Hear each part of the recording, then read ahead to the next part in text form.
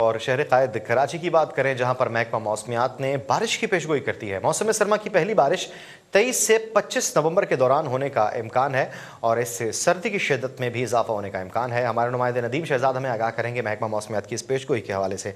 नदीम, क्या कहता है महकमा मौसमियात? जी, महकमा मौसमियात की जानब से मौसम की तब्दीली का जो अंदिया दिया गया है, जिसमें 23 से 25 नवंबर तक हल्की बूंदाबांदी फवार का जो पेशगोई की गई है। इस हवाले से भी बताया गया कि मौसम के सरमा के आगाज़ की ये पहली बारिश होगी और इस हल्की बारिश से मौसम में यकसर तब्दील हो जाएगा और मौसम की जो दर्जा हरारत है उसमें कमी आएगी और सर्दी बढ़ जाएगी। इस हवाले से महकमा मौसमियात की जानब से ये भी कहना था, जो मुसाफाती इलाके वहाँ पर भी फवार पड़ेगी और कराची इसके गिरदो नवा के इलाकों के अंदर भी बारिश का इम्कान है, जो कि 23 से 25 तारीख तक रहेंगे। बादल भी रहेंगे। इसकी बुनियादी वजह हवा का वो दबाव है जो कि मौसम सरमा के अंदर अमूमी तौर पर होता है। इस हवाले से कोयटा के अंदर भी चूँकि सर्दी की शिद्दत बहुत ज़्यादा है, इसके साथ ही कराची पर जो मौसमी असरात हैं कोयटा की हवाओं के, जो इस तरफ यक वक्त बस्ता हवाएं चलती हैं, जिससे कराची का मौसम यकसर तब्दील हो जाता है।